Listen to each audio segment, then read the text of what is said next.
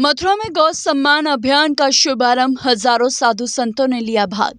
संत समाज और गौ भक्तों द्वारा गौ सम्मान आह्वान अभियान का भव्य शुभारंभ किया गया। इस अभियान का मुख्य उद्देश्य गौ माता को राष्ट्रीय माता का दर्जा दिलाना, देश में गौ हत्या पर पूर्ण प्रतिबंध लागू कराना और गौचर भूमि को अतिक्रमण से मुक्त कराना है। राष्ट्रव्यापी इस आंदोलन के तहत मथुरा की सभी 5 तहसीलों सहित देश भर की लगभग 5000 तहसीलों में ज्ञापन सौंपे गए। ज्ञापन में गौ माता को राष्ट्रीय माता घोषित करने, देशव्यापी गौ हत्या प्रतिबंध कानून लागू करने और गौ आधारित कृषि शिक्षा को बढ़ावा देने की मांग की गई है। इस दौरान संतों और स्थानीय गौ सेवकों ने बरसाना और वृंदावन में जागरूकता रैलियां निकाली। अभियान के अंतर्गत 30 सूत्रीय ज्ञापन भी तैयार किया गया। यह अभियान वृंदावन के सुखधाम परिक्रमा मार्ग से शुरू होकर उप जिलाधिकारी के माध्यम से राष्ट्रपति, प्रधानमंत्री और मुख्यमंत्री को ज्ञापन भेजने तक जारी रहा। जनसंपर्क अभियान के माध्यम से अधिक लोगों को जोड़ने का प्रयास किया गया, जिसमें साधु संतों के साथ साथ आम नागरिकों ने भी सक्रिय रूप से भागीदारी निभाई। जय गौ माता, जय गोपाल। यह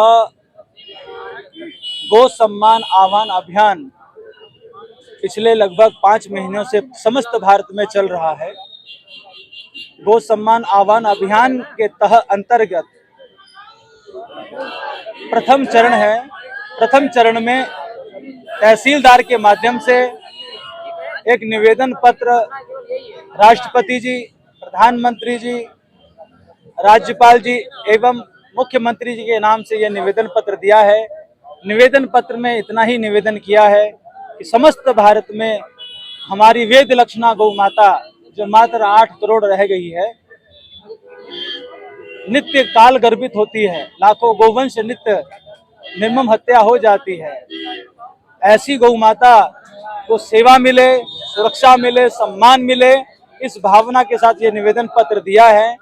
एवं इस निवेदन पत्र में एक रक्त की बूंद पृथ्वी पे गिरे नहीं, ऐसी गाय को सुरक्षा मिले, सदैव हष्ट पुष्ट स्वस्थ बनी रहे, ऐसी उनको सेवा मिले, एवं जैसा सम्मान हमारे आराध्य राम कृष्ण महादेव ने दिया है, ऐसा उनको सम्मान जनक पद प्राप्त हो।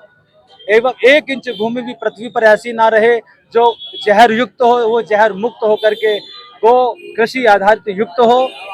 कृषि पंचगव्य आधारित शिक्षा हो, पंचगव्य आधारित चिकित्सा हो, पंचगव्य आधारित कृषि हो। इस भावना को लेकर के एवं जितना गोचर भूमि भारतवर्ष में अब बचा है वो केवल गौ माता के ही उपयोग में आए, और इन सब के प्रबंधन के लिए केंद्र में गौ सेवा मंत्रालय अलग से बने। इस भावना के साथ आज समग्र भारत के 800 जिलों के अंदर 5460 तहसील होती हैं, उनमें से लगभग 5000 तहसीलों पर यह निवेदन पत्र आज एक साथ दिया गया है। लगभग 5 से 8-9 करोड़ के बीच में हस्ताक्षर दिए गए हैं। माननीय राष्ट्रपति जी, प्रधानमंत्री जी, राज्यपाल जी और मुख्यमंत्री जी के नाम। मथुरा वृंदावन में लाखों गौ माताएं खुली में घूमी जा सकती हैं और कचरा खाती हैं, उसको लेकर क्या कुछ कहने पर? यह इसी के लिए निवेदन किया गया। इसमें वह सब लिखा है जिससे जो गौवंश नित्य एक्सीडेंट होता है, जो निराश्रित घूमता है।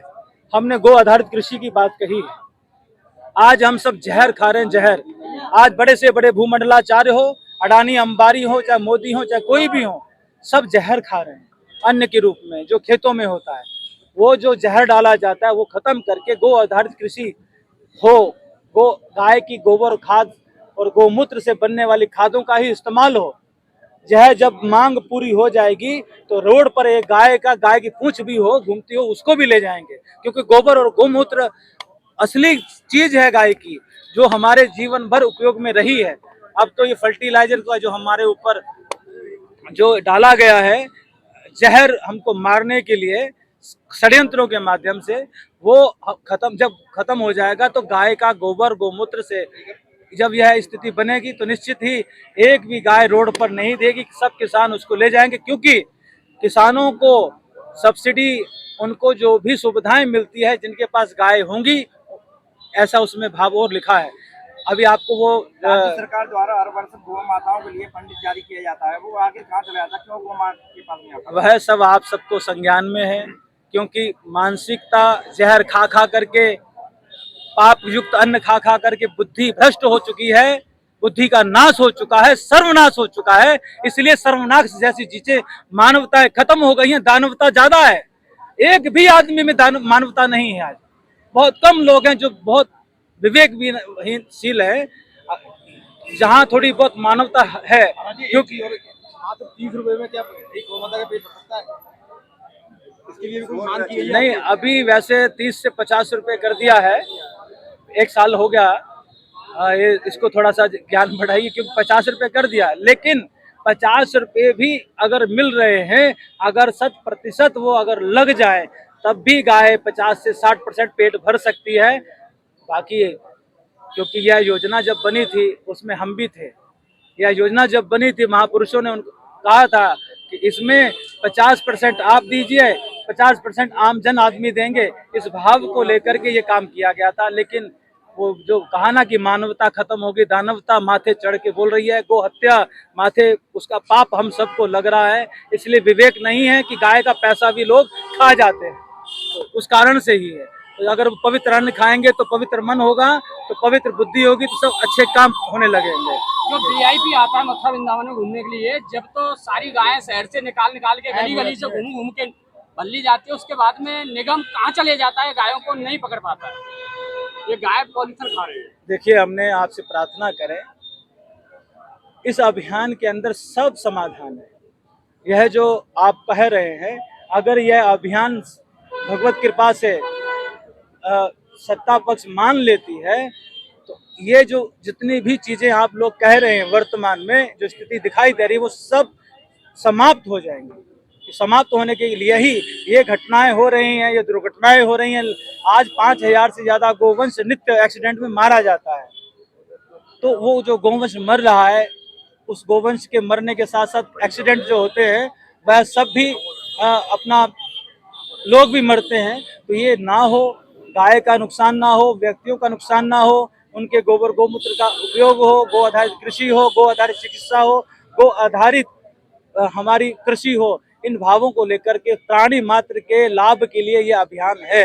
अभी आपको जब आप पढ़ेंगे, सुनेंगे, देखेंगे, समझेंगे, तो आप सबके भी विवेक बुद्धि में आएगा कि इस अभियान का मकसद क्या है। आपको उसको आप समझने में, पढ़ने के बाद ही आपको अच्छी तरह वो समझ में आएगा।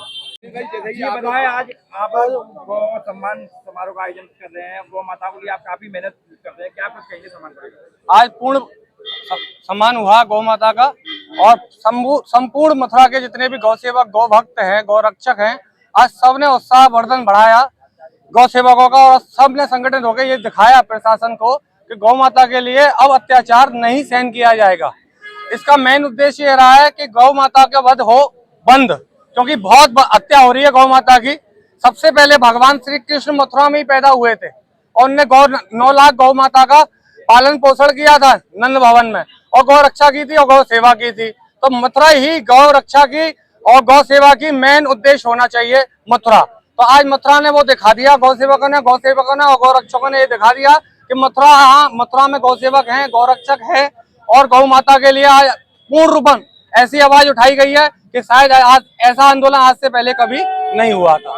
गौ माता को गौशाला में ले गया था, मगर आज भी खुले में सड़क पे रहते हैं, ऐसा क्यों? इसका जिम्मेदार नगर निगम है, और थोड़े गौशाला संचालक हैं जो कि गौ माताओं को जब तक दूध देती हैं वो तो अंदर रखते हैं, और जब वो दूध देना बंद कर देती हैं तो वो उनको सड़क पर छोड़ देते हैं, गौशाला वाले हो या गौपालक हो। मैं उनसे एक निवेदन करना चाहता हूँ, गौ माता की 4 अवस्था होती है। पहली बचपन की अवस्था, जिस समय वो गौमूत्र देती है, फिर बड़ी होती है, गोबर देती है, और बड़ी होती है, बच्चा होता है, तब दूध देती है।